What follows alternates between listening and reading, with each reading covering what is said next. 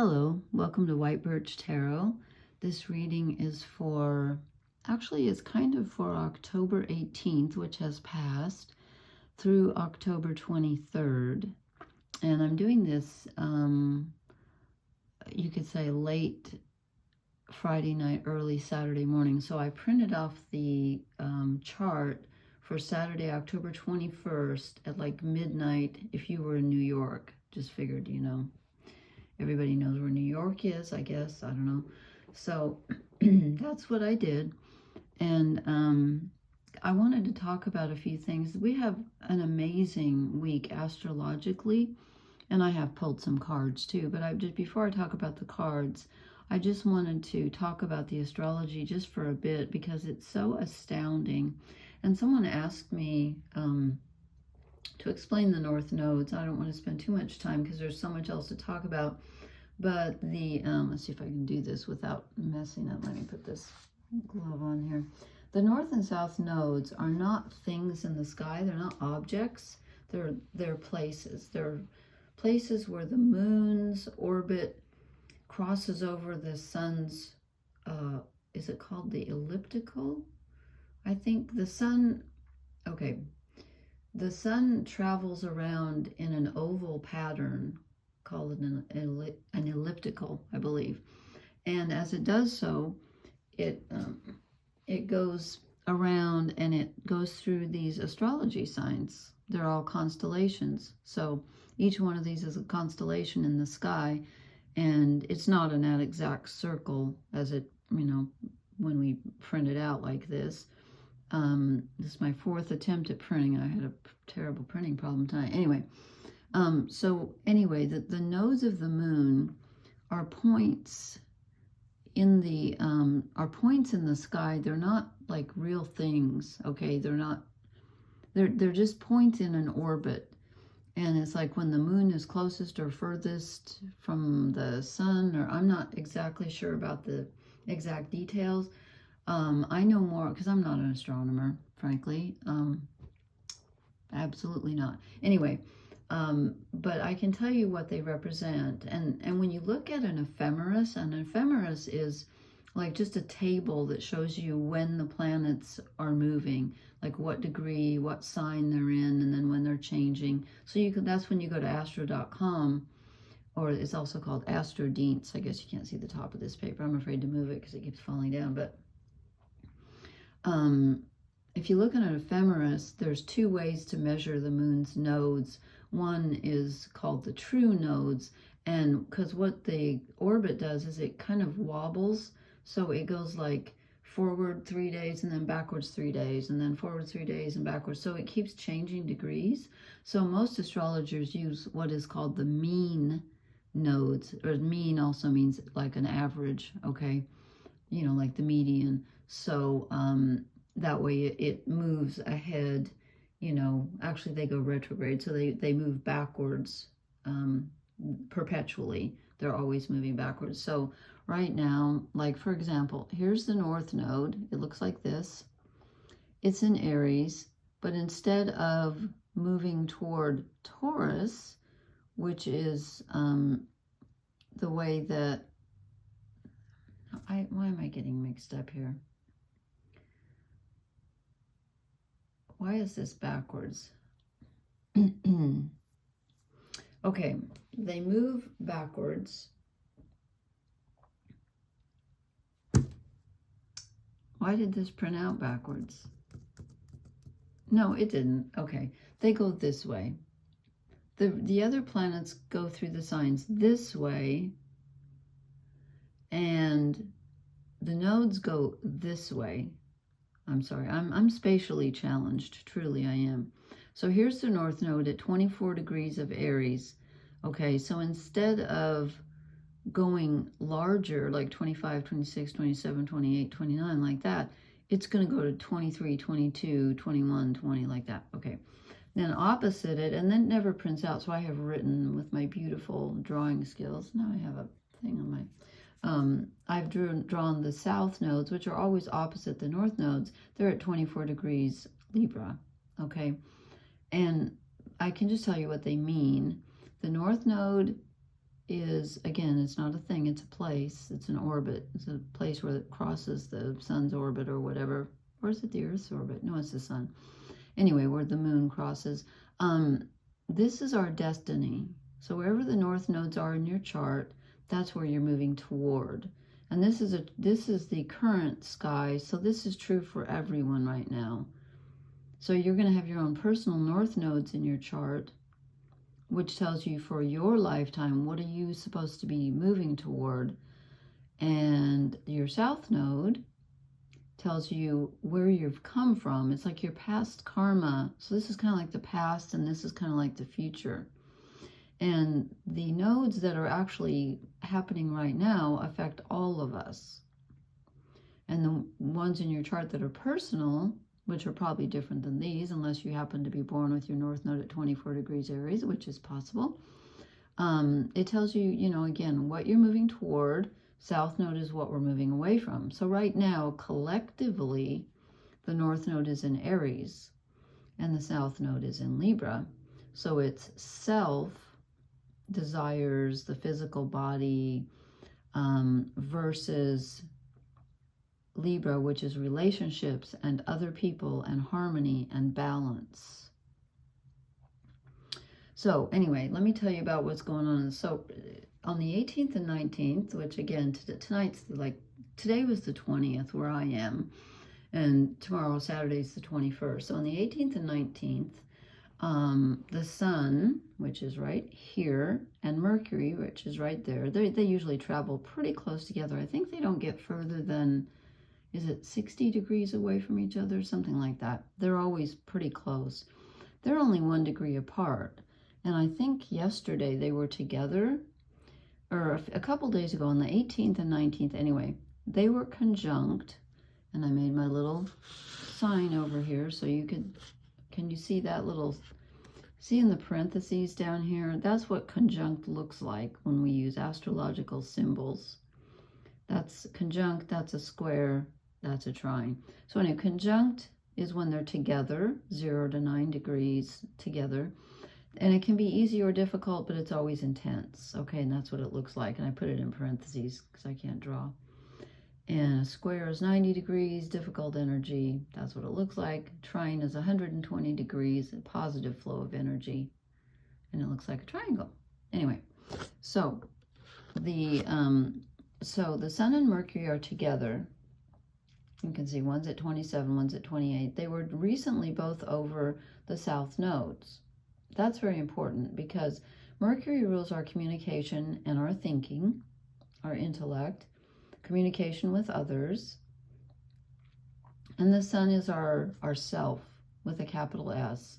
It's like who we are with everything thrown in together. Your subconscious, your conscious mind, your persona, your ego, your shadow self that you don't even know you have. It like everything is the sun. It's also the sun and the north nodes are very similar because the sun represents the values and the attributes that you are learning, the person you're learning to be in this lifetime. Whatever sun sign you are, that's what you're supposed to be learning.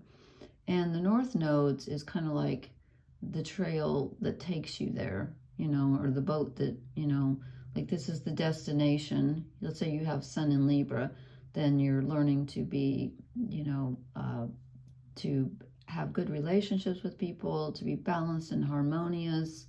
And what's the boat that takes you there? The north node. So depending on what sign that's in, if your north node is opposite your sun, that's going to be kind of tricky because they're going to be opposite each other, but it does happen. So I'm probably just confusing things more. But what I wanted to tell you is that, so the sun and Mercury are together. They just went over the south node, which is our karma, our past. This is what we're supposed to be letting go of. That's really kind of a big deal because, I'll tell you why, because they just passed over the south nodes. Okay, so it's like releasing something that no longer serves you. And it's to do with relationships because it's in Libra. And you're thinking about it because Mercury's involved. You've been thinking about past relationships, I'll bet you. I bet you have. And then on today, which was Friday the 20th, and then tomorrow, here where I am, which is Saturday the 21st, then Mercury and the Sun are going to make a square. See this red line? That's 90 degrees. That's Pluto. That's not how I draw Pluto, but you can draw it two different ways. Pluto's at the tail end of Capricorn, so they're making a square to Sun and Mercury. So what that means is that Pluto is the god of the underworld, right? So he always brings up something that you were not conscious of. You take a deep dive when you go in, when anything is in aspect to Pluto, and a square is a difficult aspect. It's 90 degrees. So there's something, since we just went over the South Node, which is, again, your past karma.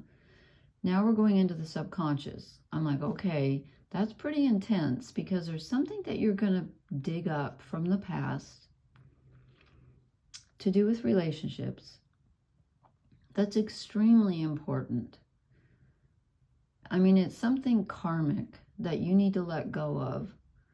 But before you can let go of it, you have to sort of, like, I'm not going to say relive, but you have to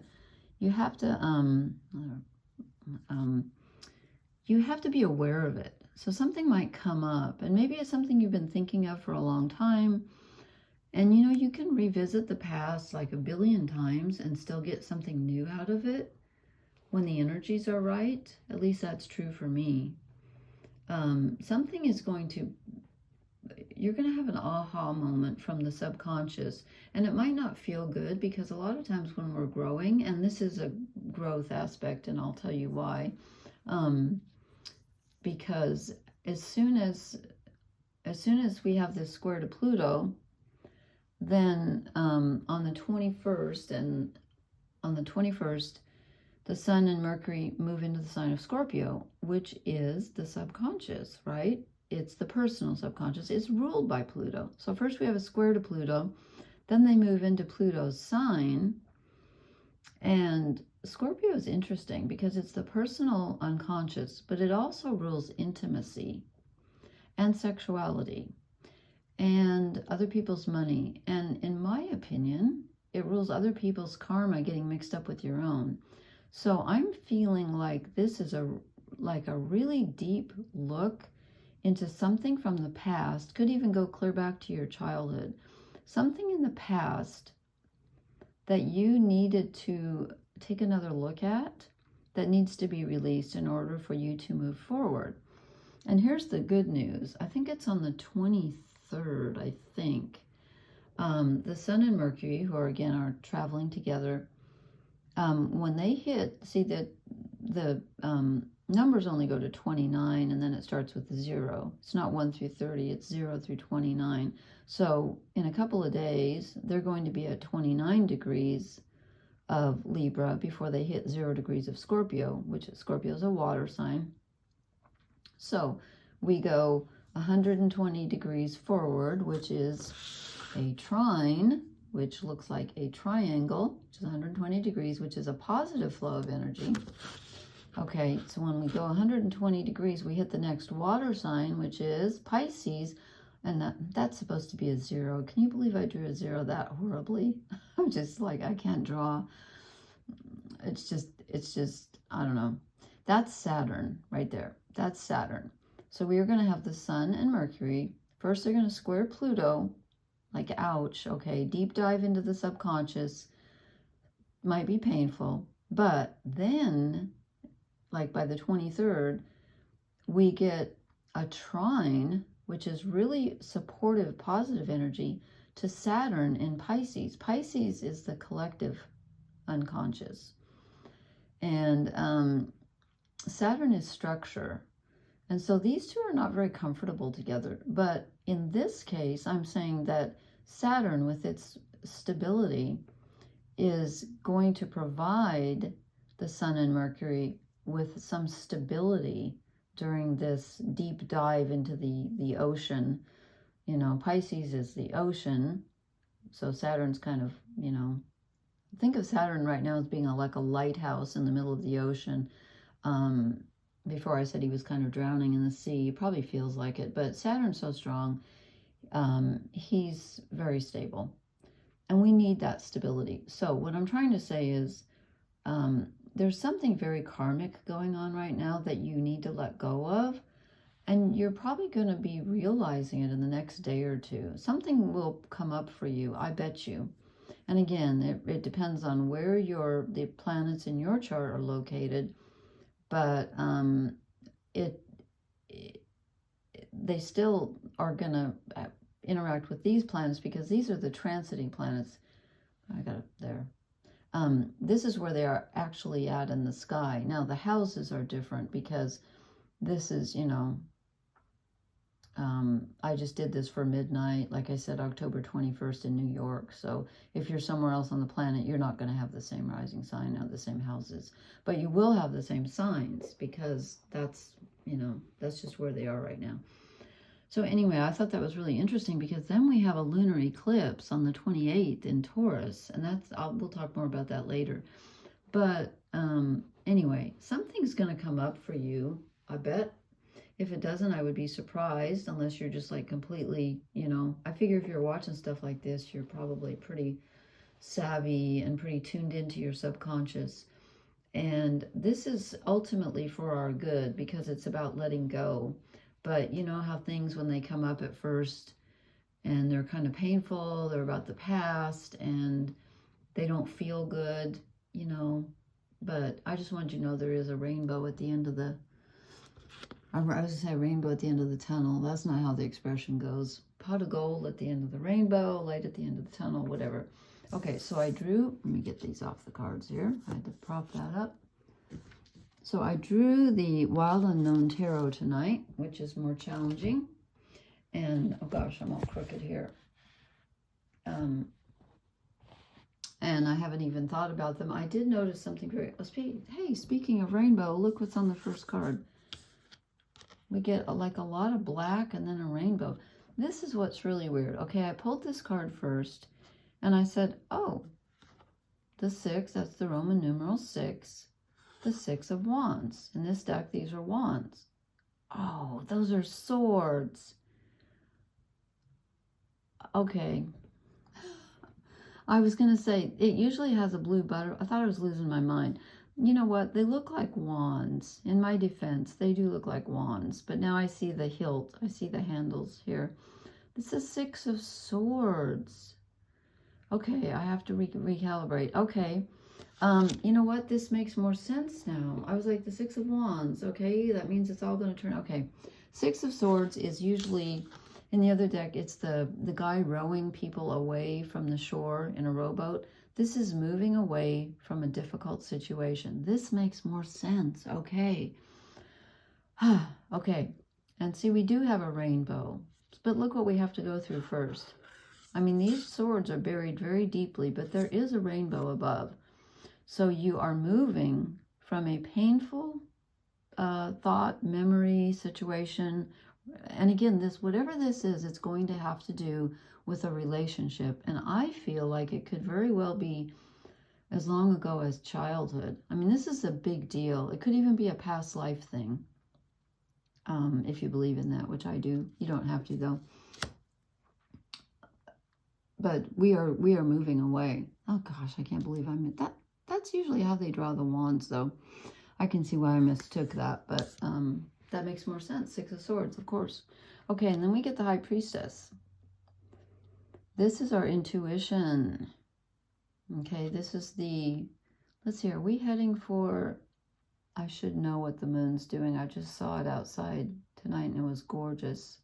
It's waxing. We just had a new moon. We're having a full moon in Taurus. So it's, anyway, this is a waning moon.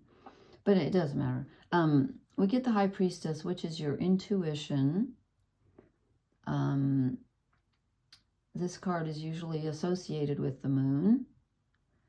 And this is also, you know, it's kind of an underworld card, because usually in the other deck, the High Priestess is shown as Persephone descending the stairs into the underworld. So this is getting in touch with your inner, well, your subconscious. That's what it is. And then we get the Ten of Cups, which is really interesting. Because the Ten of Cups is water. And as I said, the Sun and Mercury are moving into Scorpio, which is a water sign. Saturn is holding steady at 0 degrees Pisces, which is a water sign. And the Ten of Cups is usually the emotional fulfillment card. And I mean, look at all the rainbow colors.